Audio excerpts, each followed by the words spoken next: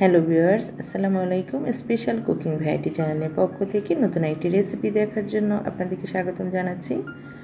আশা করছি সকলেই অনেক অনেক ভালো আছেন আর সুস্থ আছেন।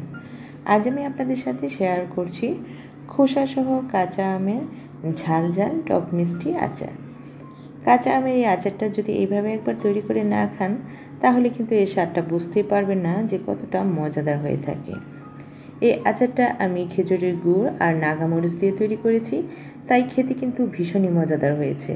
তো চলুন এবার আমরা দেখে নিই কীভাবে এই মজাদার আচারটা তৈরি করতে হয়।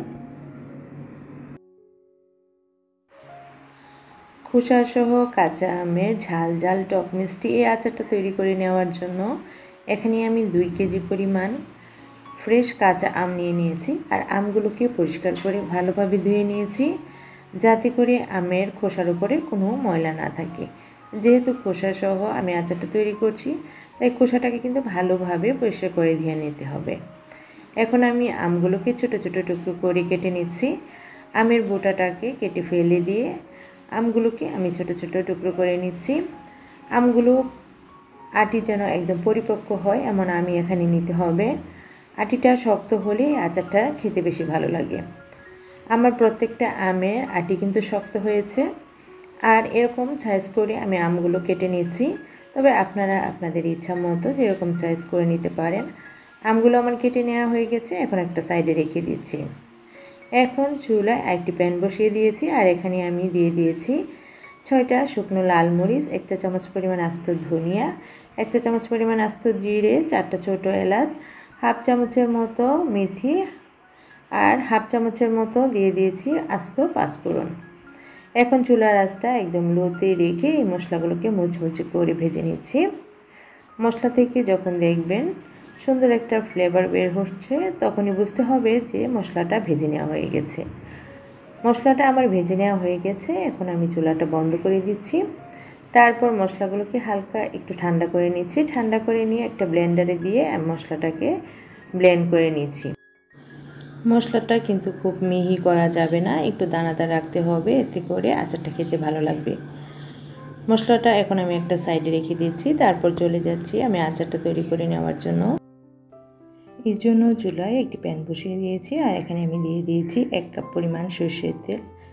তারপর দিয়ে দিচ্ছি 4টা শুকনো লাল মরিচ, একটা তেজপাতা, দিয়েছি 3টা ছোটো এলাচ, এলাচের মাথাগুলোকে একটু ফাটিয়ে দিয়েছি, দিয়েছি 2টো দারচিনির টুকরো, আর দিচ্ছি 1 চা চামচ পরিমাণ আস্ত পাঁচফোড়ন। তারপর এই মশলাগুলোকে 2 মিনিটের মতো সময় আমি ভেজে নিচ্ছি। চুলার আঁচটা এখানে কিন্তু মিডিয়ামে রাখতে হবে। ভেজে নেওয়া হয়ে গেলে এখানে আমি দিয়ে দিয়েছি 1 টেবিল চামচ পরিমাণ আদার পেস্ট, 2 চা চামচ পরিমাণ রসুনের পেস্ট, 2 চা চামচ পরিমাণ হলুদ সরিষের পেস্ট, আর দিয়েছি 1 চা চামচ পরিমাণ লবণ। তারপরে মশলাগুলোকে 2 মিনিটের মতো সময় ভেজে নিয়েছি।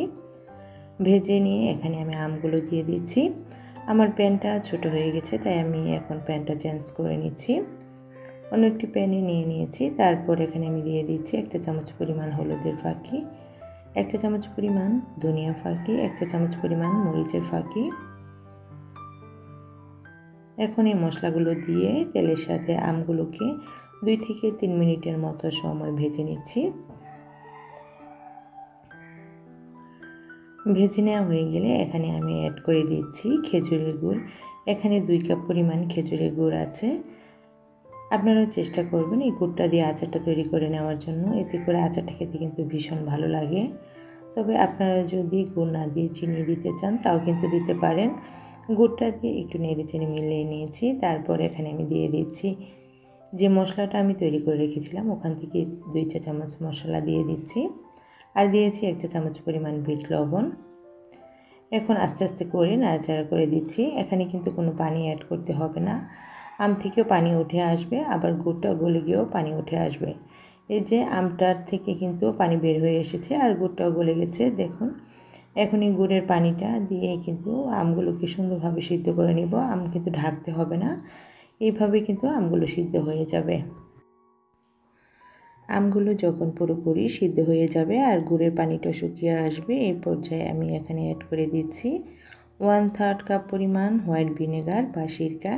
এই সিরকাটা দেওয়ার কারণে কিন্তু আমের আচারটা অনেক দিন পর্যন্ত সংরক্ষণ করে রাখা যায়। তারপর এখানে আমি দিয়ে দিয়েছি 8-10টার মতো পাকা নাগামরিচ। আপনার ইচ্ছা করলে কাঁচা নাগামরিচটা এখানে ব্যবহার করতে পারেন। এই নাগামরিচটা দেওয়ার কারণে কিন্তু আচারটা খেতে বেশি ভালো লাগে। আর দিয়ে দিয়েছি 2 চা চামচ পরিমাণ যে মশলাটা তৈরি করে রেখেছিলাম ওখান থেকে দিয়ে দিয়েছি। এখন আমি আপনাদেরকে দেখিয়ে দিচ্ছি আমগুলো কতটা সিদ্ধ হয়েছে।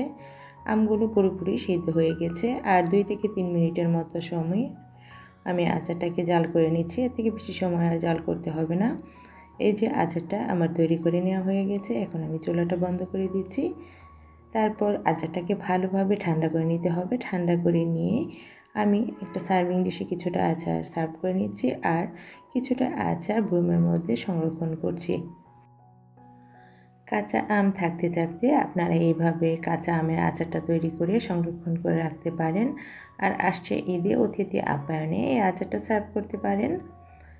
আশা করছি আমার আজকের এই রেসিপিটি আপনাদের কাছে ভালো লেগেছে। আর ভালো লেগে থাকলে প্লিজ আমার ভিডিওটিতে একটি লাইক দিয়ে দিবেন। আপনার ফ্রেন্ডস এবং ফ্যামিলির সাথে শেয়ার করবেন। আর যারা নাকি আমার চ্যানেলে নতুন বন্ধু নতুন জয়েন করেছেন, এখন আমার চ্যানেলটি সাবস্ক্রাইব করেননি, তারা প্লিজ আমার চ্যানেলটি সাবস্ক্রাইব করে সবসময় আমার চ্যানেলের পাশে থেকে আমাকে সামনে এগিয়ে যেতে উৎসাহ দিবেন। আর যারা নাকি ইতিমধ্যে আমার চ্যানেলটি সাবস্ক্রাইব করে দিয়েছেন সেই সকল বন্ধুকে জানাই অসংখ্য অসংখ্য ধন্যবাদ।